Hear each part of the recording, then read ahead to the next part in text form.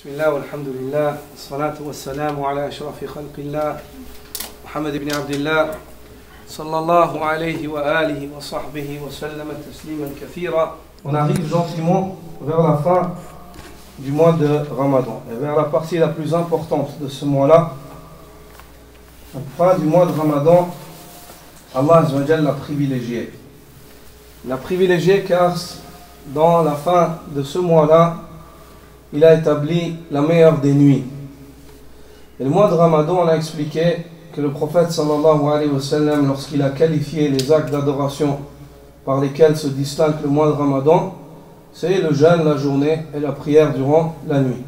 As-siyam wal-qiyam. Et pour tous deux, il dit Man sama ramadana imanan wa ihtisaba ghufira lahu ma taqaddama min dhanbi. Celui qui jeûne le mois de Ramadan avec foi, espoir de récompense, ses péchés précédents lui seront pardonnés. Man qama ramadana imanan wa ihtisaba ghufira lahu ma taqaddama min dhanbi. Celui qui passe les nuits de prière du mois de Ramadan avec foi, se tient debout en prière, avec foi, espoir de récompense, ses péchés précédents lui seront pardonnés. Et il a précisé durant cette prière la nuit la plus importante durant laquelle tu te dois de te tenir en prière, durant Laylatul Qadr. Il dit Man qama Laylatul Qadri imanan wa ihtisaba ghufira lahu ma taqaddama min dhanbi. Celui qui se tient en prière durant Laylatul Qadr avec foi, espoir de récompense, ses péchés précédents lui seront pardonnés. Laylatul Qadr, selon l'avis le plus juste des savants, elle est dans la dernière partie du mois de Ramadan, la dernière décade. Et selon l'avis le plus juste, elle est dans les nuits impaires. Mais il n'est pas exclu qu'elle puisse tomber sur une nuit paire, selon le hadith d'Abi Sa'id al-Khudri, comme le voit Cheikh l'Islam ibn Taymiyyah, et que cela n'est pas à exclure. Quoi qu'il en soit, dans les dernières nuits du mois de Ramadan, il faut redoubler d'efforts, montrer le meilleur de toi, faire un maximum d'efforts. Ceci, c'est le hadi, c'est la sunna du prophète sallallahu alayhi wa sallam, celui qu'Allah Azza wa Jalla a envoyé en guise de rahma, de miséricorde pour l'humanité, celui dans lequel Allah Azza wa Jalla a mis le meilleur des exemples à suivre, al-uswatul hasana, salawatu rabbi wa salamuhu alayhi. Et le prophète sallallahu alayhi wa sallam, comment est-ce qu'il se comportait dans cette phase finale du mois de Ramadan? La mère des croyants, Aïcha radiyallahu ta'ala anha, comme le rapporte Muslim dans son recueil, ainsi que le Bukhari et l'imam Ahmad, nous décrit sous plusieurs hadiths. Elle dit, le prophète sallallahu alayhi wa sallam convenait à l'Ashr, la dernière décade. Elle disait, Ahya laylan, wa iqadha ahlahu, wa shadda mi'zara. Il passait toutes ses nuits en veillée. Il ne dormait plus. Durant les autres nuits, il dormait. Et il priait. Il variait entre le sommeil et la prière. Au point où, une fois, Aïcha a évoqué une femme qui ne dormait pas durant les nuits. Le prophète sallallahu alayhi wa sallam, en passant ses nuits en prière, le prophète sallallahu alayhi wa sallam, ankar, istankar. La tanamul layl, elle ne dort pas durant la nuit. Elle ne dort pas, elle ne ferme pas les yeux durant la nuit. Amma ana, dit quant à moi, anamu wa usalli. Je dors et je prie. Je fais les deux. Il a contredit cela en disant, elle ne dort pas. Mais dans la dernière, et Aïcha dit, le prophète sallallahu alayhi wa sallam n'a jamais passé une nuit en veillée toute la nuit, sans dormir. Mais ça, c'est en règle générale. Et l'exception, elle vient où? Dans Al-Ashr al-Akhir min Ramadan.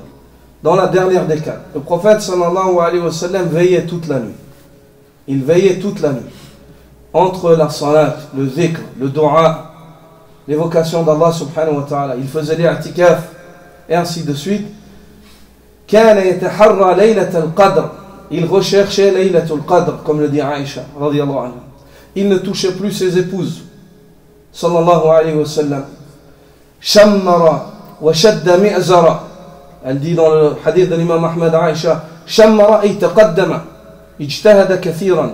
Il a avancé, il a fait des lourds efforts, il s'est avancé dans l'ibada et il s'est éloigné de ses femmes, du fait de cohabiter ou de commercer avec celles-ci dans cette dernière décade.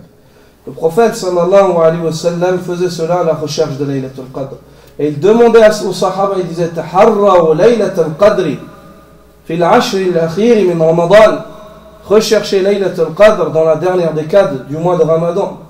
Et dans une variante de ce hadith, fil witr min al-ashr al-akhir min Ramadan, dans les nuits impaires de la dernière décade du mois de Ramadan. Il est primordial, ayyuhal mu'minoun, de faire des efforts dans cette fin, car c'est dans la fin qu'on reconnaît ceux à qui Allah accorde la meilleure des fins. C'est à la fin des actes qu'on reconnaît ceux à qui Allah Azza wa Jalla accorde la meilleure des fins. Et Allah promet la fin, al-aqiba, à la piété et au pieux. Il dit wal-aqibatu lit-taqwa wal-aqibatu lil-muttaqin. Et la bonne fin, elle est réservée à la piété. Et la bonne fin, elle est réservée au pieux. Si tu es pieux et tu t'efforces d'être encore plus pieux à la fin du mois, Allah t'accordera de bien terminer ce mois-là.